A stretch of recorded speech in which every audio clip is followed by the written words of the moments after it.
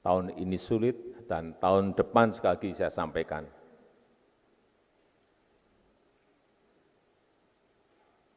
akan gelap. Dan kita enggak tahu badai besarnya seperti apa, sekuat apa enggak bisa dikalkulasi. Udah denger berita yang lagi trending soal 60 negara yang bakal ambruk. Ini yang bilang Pak Presiden Jokowi loh. Nah, gimana kita Indonesia nih? Terus kalau ekonomi pada mau ambruk, aset kita gimana? Ntar investasi ini itu malah rugi dan tiarap semua. Apa kita taruh duit di balik bantal aja biar aman? Ya nggak gitu juga sih. Sekarang ini lagi masa inflasi tinggi. Yang ada duitnya malah digerogotin inflasi. Lihat tuh kayak di Iran, inflasi sampai 50%. Artinya mata uang nilainya tinggal setengahnya. Bahkan di Turki inflasinya sampai 80%. Gila, kasihan banget. Itu duit kertas sudah benar-benar jadi kertas doang nilainya. Amit-amit jabang bayi ketok meja deh kita bakal kayak mereka. Makanya yuk kita ulas deh gimana sih risiko dari resesi yang konon bilang bakal ada 60 negara yang ambruk. Apalagi kan lagi rame tuh 2023 ekonomi gelap. Terus gimana kita menyikapi investasi kita biar aset kita nggak ikut terkeruk? Tonton terus video ini ya. Selamat datang di YouTube channel Slave Berdasi. Di sini Slave Berdasi akan menawarkan berbagai pil pahit. Berbagai cerita berdasarkan kejujuran pada realita yang pahit, lugas, dan apa adanya. Seperti layaknya pil pahit, menerima dan menelannya sudah pasti sulit. Tapi dengan itulah kita bisa jadi lebih baik. Subscribe biar gak ketinggalan, like dan komen kalau suka sama videonya. Kita biasa dengar kan kalau setelah gempa atau banjir tuh ada berita viral yang menggemparkan. Kayak besok jam 2 pagi akan ada gempa susulan 8 skala Richter. Atau nanti malam akan ada banjir susulan yang bikin banjir lebih tinggi lagi. Nah, kita sering dengar tuh berita-berita viral yang fear-mongering gitu tuh ketika kondisi sedang gak baik-baik aja. Tapi biasanya nih, beneran kejadian gak beritanya? Enggak kan? Tapi tetap aja orang-orang dengerin dan percaya. Banyak pula yang nyebarin dan makin banyak orang yang terpengaruh. Terus berita tentang banyak ekonomi negara yang mau ambruk, 2023 gelap. Apa iya nih juga angin lalu kayak berita-berita bencana susulan tadi? Bakal gak kejadian juga?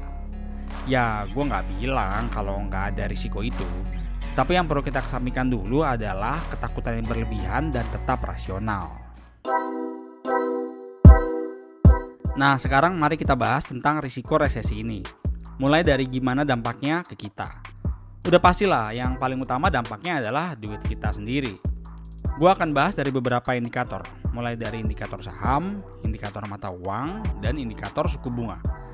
Biar lebih paham efeknya ke investasi kita, mulai dari saham atau reksadana saham, obligasi atau reksadana pendapatan tetap, dan reksadana pasar uang dan deposito. Udah siap kopi tehnya? Udah duduk nyaman? Oke lanjut ya. Indikator pertama yang bisa kita lihat soal risiko resesi ini, kita obrolin soal investasi kita di saham. Baik yang main saham langsung atau yang investasi di reksadana saham. Ada dua hal yang perlu kita perhatikan di sini. Faktor pertama yang suka ngasih dampak besar pada saham tuh faktor kejutan.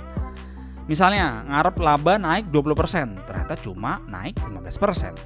Yang ada harga sahamnya malah turun karena kecewa kan akan kejutan itu. Nah sekarang ini kan investor udah sangat rendah nih ekspektasinya. Udah pesimis banget lah. Jadi ya faktor kejutan itu jadi kecil. Faktor kedua yang perlu kita perhatikan adalah IHSG saat ini diperdagangkan pada valuasi yang murah loh. FYI ya, jadi salah satu cara menilai valuasi adalah dengan ngelihat price to earning ratio atau biasa disebut dengan PE. Ini adalah rasio laba dibandingkan harga sahamnya. Simpelnya, kalau kita investasi, butuh waktu berapa tahunkah investasi kita bakal balik modal? Kalau makin tinggi, maka semakin mahal valuasinya. Nah, di tahun 2022 ini kita lihat PE-nya IHSG ini udah rendah banget loh. Cuma 16-17 kali PE. Padahal biasanya diperdagangkan di rata-rata 23 PE dalam 10 tahun terakhir. Pernah diperdagangkan semurah ini hanya ketika pas awal pandemi kemarin tahun 2020 dan tahun 2013. PE ini ibarat kata BEP ya, break even point. Di analogi BEP ini lebih murah mana? Balik modal 10 tahun atau balik modal 15 tahun? Pasti lebih oke balik modal 10 tahun kan? Nah, kalau PE 17 analoginya balik modal 17 tahun dan PE 23 balik modalnya 23 tahun. Artinya kan lebih murah balik modal 17 tahun kan? Atau PE 17 jauh lebih oke ketimbang PE 23. Tadi indikator saham udah, dengan valuasi PE IHSG murah secara historical. Nah, sekarang cek indikator berikutnya yaitu mata uang rupiah.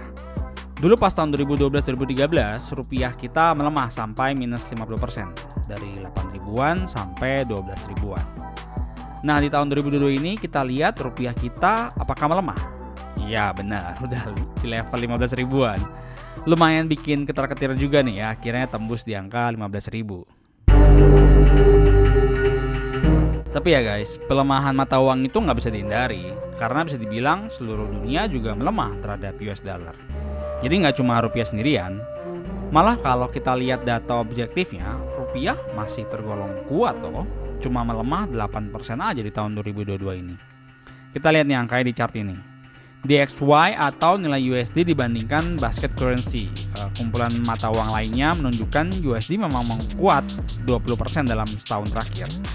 Lihat aja Korsel melemah minus 20%, atau Thailand melemah minus 15%, Filipina minus 16%. Sementara Indonesia hanya melemah di angka minus 8%. Jadi sebenarnya rupiah kita tergolong kuat. Jadi jangan karena ngelihat rupiah udah tembus 15.000 kesannya kayak mau kiamat dan gelap ya. Kita juga mesti lihat secara makro, karena kita kan gak hidup sendirian dan dunia ini isinya bukan Indonesia doang. Nah, sekarang pertanyaannya, kenapa rupiah tergolong kuat? Jangan lupa, karena komoditi boom. Kita terbantu dari kenaikan harga komoditas ekspor kita. Tahu kan kalau Indonesia itu eksportir batu bara. Biasanya batu bara harga $100 per ton aja udah happy banget. Nah, sekarang harganya sampai 400 USD per ton. Gimana nggak sorak-sorak itu? Ditambah lagi Indonesia ada peningkatan ekspor baja. Nah, jadi kita nggak lagi trade defisit kayak dulu. Yang dulu itu bikin lebih banyak jual rupiah ketimbang beli. Jadi berdampak rupiah melemah. Indikator saham udah, indikator mata uang udah. Nah, sekarang gue mau bahas indikator suku bunga. Jadi penyebab outlook yang sangat mendung dan gelap ini kan prospek kenaikan suku bunga yang sangat besar. Kenaikan suku bunga ini dikarenakan inflasi yang sangat tinggi dan disrupsi supply chain akibat perang. FYI, kenaikan suku bunga itu istilahnya orang mau lari terus dikasih pemberat. Semakin dikasih pemberat, makin lambat pula larinya, malahan bisa jatuh. Cara kerja bisnis kalau mau ekspansi kan pakai sebagian pinjaman dalam permodalannya. Ibarat lo sukses jualan cilok di satu kios, pasti mau nambah kios dong. Nah, nambah kios itu pasti ada elemen pinjaman, entah ke bank atau ke pemodal. Nah, naiknya suku bunga ini bikin bunga pinjaman jadi mahal. Yang udah terlanjur ada pinjaman langsung pusing deh. Bunga pinjaman lebih tinggi dari biasanya. Tapi ini masalahnya lebih ke masalah negara-negara maju sih. Di tahun 2022 ini suku bunga acuan Indonesia udah naik dari 0,75% jadi 4,25%. Dulu sebelum pandemi itu suku bunga acuan di angka 6% loh, masih jauh lebih tinggi dari tahun 2022 ini. Jadi bukan hal baru lah bunga tinggi ini. Sementara negara maju kayak Amerika di tahun 2022 ini suku bunganya udah di angka 3,25%. Itu tertinggi dalam 13 tahun terakhir. Masih pula berpotensi naik lagi suku bunganya. Jelas jadi shock terapi buat pemerintahnya, buat perusahaannya, dan masyarakatnya. Jadi mereka yang selama ini dimanjakan suku bunga murah selama belasan tahun, di tahun 2022 ini jadi jejeritan. Ini juga terjadi di banyak negara maju lainnya. Nah, kalau di negara berkembang gimana? Kan ada 60 negara yang terancam ambruk nih.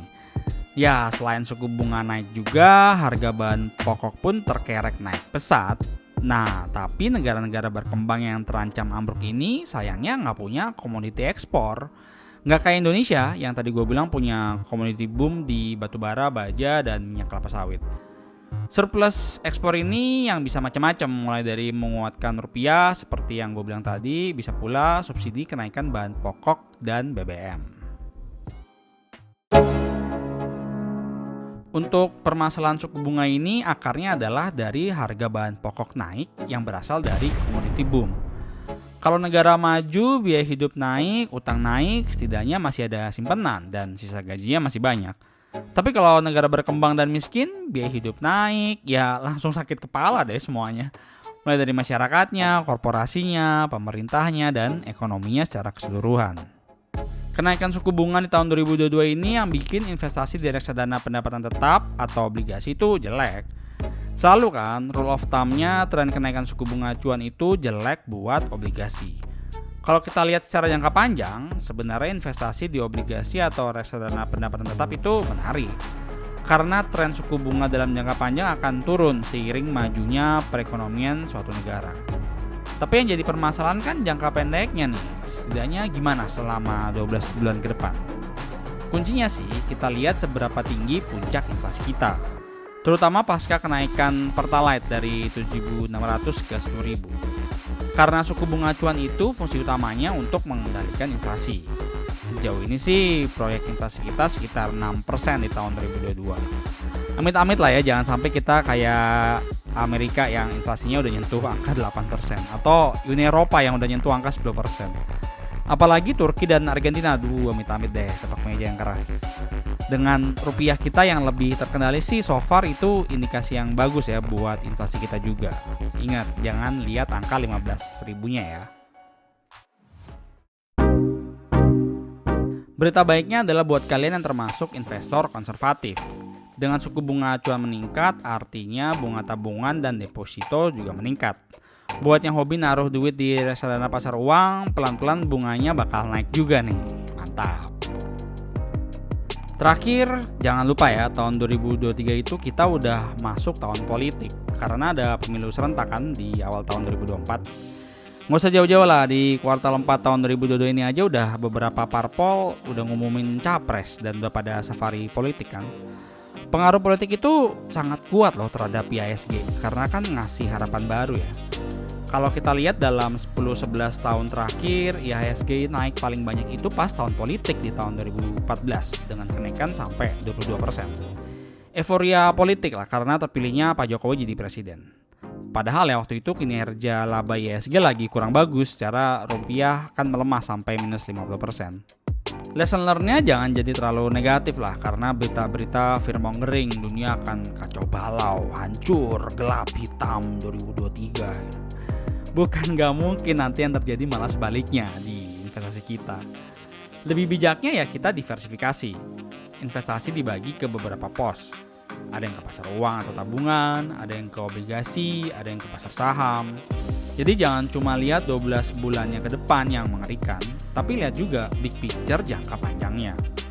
Kita kan mau hidup selama mungkin ya, nggak sampai tahun 2023 doang. Jadi mari lebih bijak, selalu siap dana.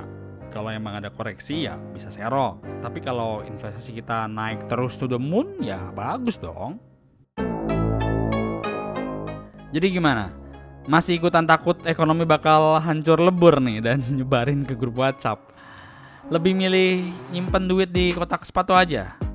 Atau malah jadi lebih tenang dan optimis nih? Coba tulis di kolom komentar ya.